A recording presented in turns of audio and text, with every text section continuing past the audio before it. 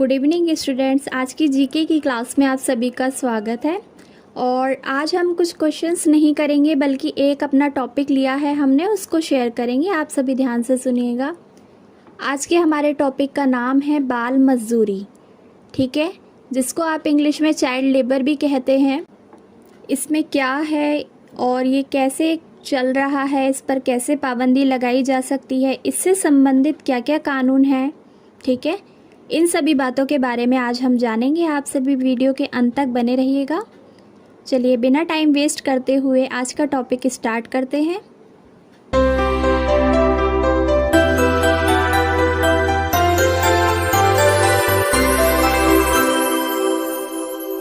बाल मजदूरी और बच्चों से काम करवाना, इन दोनों बातों को बहुत सारे लोग एक ही मानते हैं। आपको इस बारे में क्या लगता है, ज़रूर बताइएगा। ये दोनों चीज़ें अलग अलग हैं। बाल मजदूरी का मतलब ये होता है कि अपना और अपने परिवार का पेट पालने के लिए बच्चों को शारीरिक श्रम करना पड़ रहा है। इसमें उसे कमर तोड़ मेहनत और शोषण का सामना करना पड़ता है, ठीक है। किसमें? बाल मजदूरी में, यानी कि चाइल्ड लेबर में। ऐसी स्थिति में बाल मजदूर के सारे अधिकार नष्ट हो जाते हैं। ऐसे बच्चे पढ़ाई लिखाई, खेलकूद, भरपेट खाना, हर चीज़ से वंचित रह जाते हैं, जो कि बाल मजदूरी में लिप्त हो जाते हैं, ठीक है। उनके बारे में बात हो रही है। अब आपको समझ आया होगा कि बाल मजदूरी क्या है, कि उसके शारीरिक श्रम करने पर उसके अधिकारों का हनन होता है या फिर वो नष्ट हो जाते हैं। जैसे वो पढ़ाई नहीं कर पाते, लिखाई नहीं कर पाते, खेलकूद या अपना खाना नहीं खा पाते, खेलकूद नहीं कर पाते। तो ऐसे में हम कह सकते हैं कि वो बच्चे बाल मजदूरी के अंदर लिप्त हैं। लेकिन यदि अगर आप घर में छोटे मोटे काम कर रहे हैं जिससे आपको शारीरिक मानसिक क्षति नहीं पहुंच रही, तो उसको आप बाल मजदूरी का नाम नहीं देंगे। आगे बढ़ते हैं। इसी में दुनिया भर में सबसे ज़्यादा बाल मजदूर भारतवर्ष में है, यानी भारत देश में है, हमारे देश में। हमारे यहाँ बच्चों को स्कूल से निकालकर मजदूरी पर भेजना एक सामान्य बात मानी जाती थी, ठीक है। अब थोड़ी सी कंडीशन चेंज हो गई है, बच्चे पढ़ने लगे हैं, लिखने लगे हैं, लेकिन अभी भी कई जगह पर बाल मजदूरी चल रही है, जिसको रोकना बहुत आवश्यक है। आगे बढ़ते हैं। बच्चे बहुत सारे काम करते हैं। बाल मजदूर के कुछ क्षेत्र इस प्रकार हैं, यानी जो मजदूरी करते हैं जहाँ पर बच्चे, वो कौन कौन सी जगह है एक बार देख लेते हैं। जैसे खेती, मैन्युफैक्चरिंग। मैन्युफैक्चरिंग में आपका आ जाता है कालीन, जरी, बीड़ी, कांच, पटाखा आदि का उत्पादन करना। आगे इसमें हो सकता है खदानों में पत्थर, घरेलू नौकरी, होटल, रेस्टोरेंट, सर्कस, भवन निर्माण, झींगे की खेती, ठीक है। बहुत बड़ा क्षेत्र है जहाँ पर बच्चों को लगा दिया जाता है, उन्हें उनकी पढ़ाई से वंचित किया जाता है, जो कि बिल्कुल भी उचित नहीं है, ठीक नहीं है। आगे बढ़ते हैं। बाल मजदूरी बच्चों पर इसका असर, ठीक है, यानी बच्चों पर इसका क्या प्रभाव पड़ रहा है एक बार देख लेते हैं। फर्स्ट पॉइंट इज, कार्यस्थल पर बच्चे कई तरह के जोखिम, स्वास्थ्य संबंधी खतरों से और शोषण भरी स्थितियों में खतरों में आ जाते हैं, ठीक है। उनको मारा जाता है, पीटा जाता है। और स्वास्थ्य संबंधी खतरा यानी कि जैसे उन्हें, मान लीजिए बच्चे किसी फैक्ट्री में काम कर रहे हैं तो उन्हें सांस की प्रॉब्लम हो सकती है या फिर फेफड़ों संबंधी समस्या हो सकती है।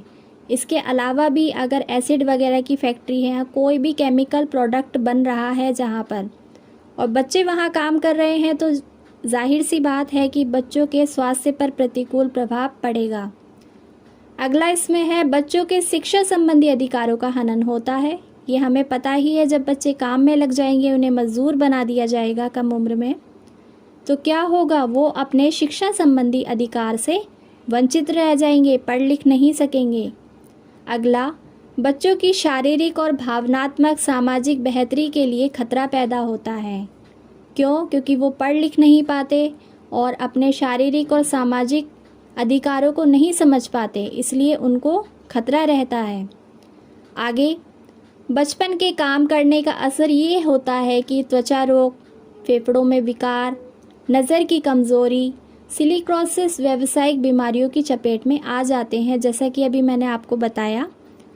आगे इसमें शारीरिक एवं यौन शोषण के खतरे में आ जाते हैं। ऐसी शिक्षा हासिल नहीं कर पाते जो उनके जीवन में बेहतर अवसर मुहैया करवा सके।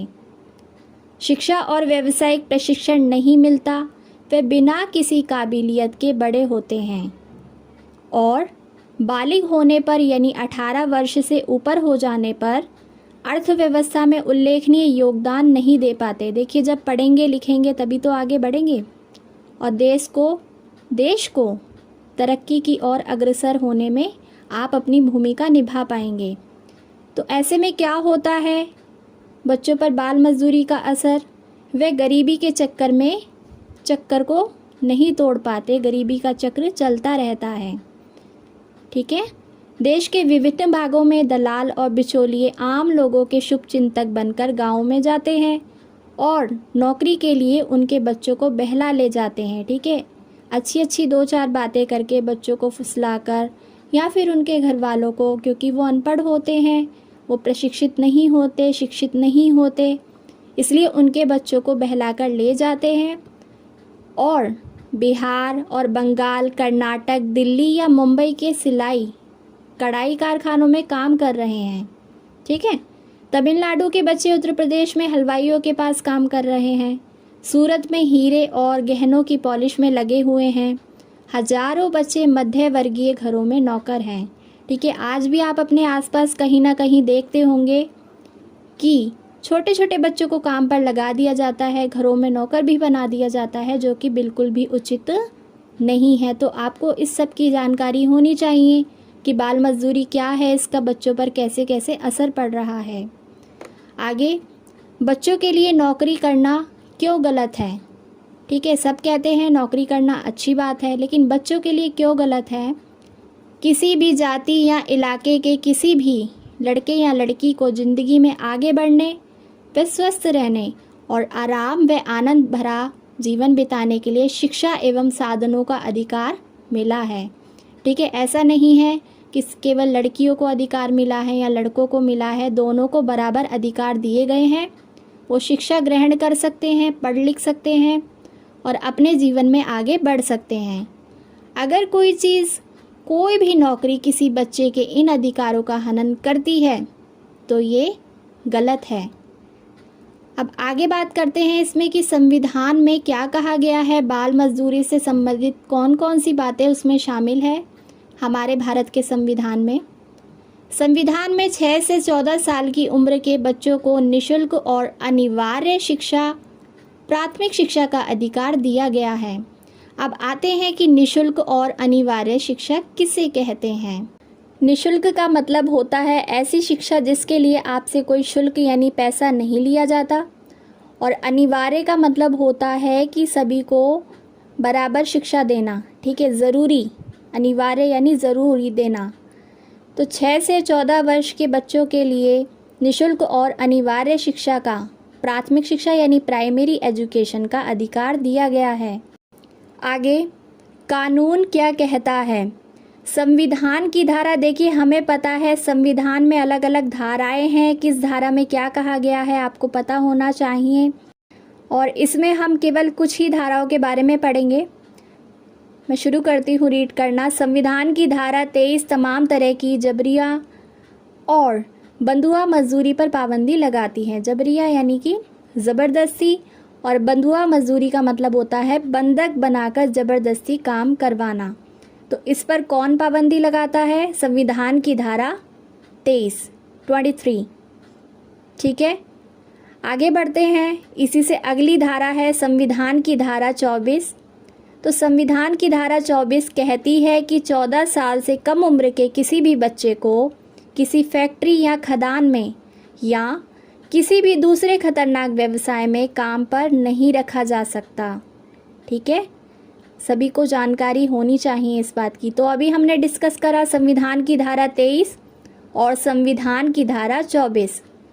संविधान की धारा 23 के तहत बच्चों को ज़बरदस्ती काम में नहीं लगाया जा सकता, और 24 के तहत किसी भी फैक्ट्री या खदान में खतरनाक व्यवसाय में काम पर नहीं रखा जा सकता।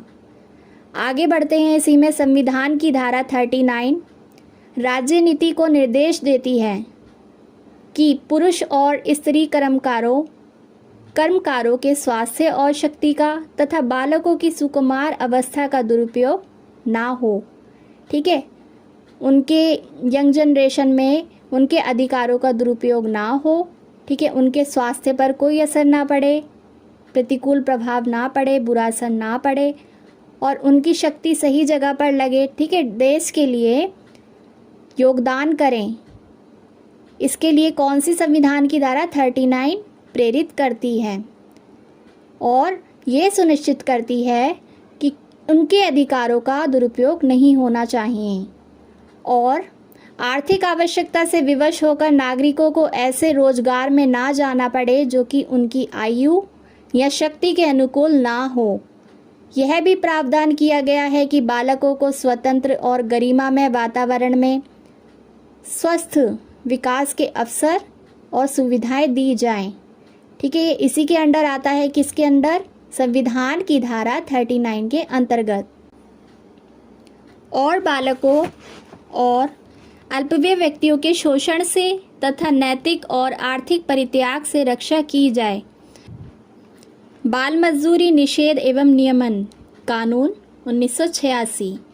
अब देख लेते हैं कि इसके अंतर्गत क्या बात रखी गई है, क्या कहा गया है। 14 साल से कम उम्र के बच्चों को कुछ खास खतरनाक व्यवसायों और प्रक्रियाओं में काम पर रखने पर पाबंदी लगाता है। ठीक है, निषेध और नियमन का मतलब ही होता है, निषेध का मतलब मनाही। आगे UNCRC 1989, ठीक है, जो किसके बाद आया है? बाल मजदूरी निषेध एवं नियमन कानून के बाद ये आया है 1989 में। तो UNCRC 1989 की धारा 32 कहती है सभी सरकारें बच्चों के उस अधिकार को मान्यता देगी कि उन्हें आर्थिक शोषण और खतरनाक या बच्चे की शिक्षा के लिए हानिकारक साबित होने वाले या बच्चे के शारीरिक, मानसिक, आध्यात्मिक, नैतिक अथवा सामाजिक विकास एवं स्वास्थ्य के लिए हानिकारक साबित होने वाले कामों में से बचाया जाना चाहिए। विकास आ गया, इसमें विकास के सभी पहलू को शामिल कर लिया गया, जैसे कि शारीरिक, मानसिक, आध्यात्मिक, सामाजिक। अगर इन सब को कोई क्षति पहुंचती है तो ये गलत है। किसके तहत? UNCRC के तहत। और यदि इसका पालन नहीं किया जाता तो कार्रवाई होती है।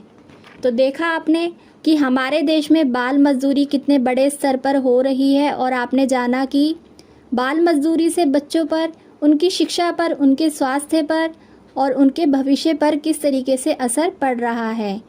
इतना ही नहीं, हमारे देश पर भी असर पड़ रहा है और क्योंकि बच्चे पढ़ लिख नहीं पाएंगे तो वो अपने देश के लिए योगदान नहीं दे पाएंगे।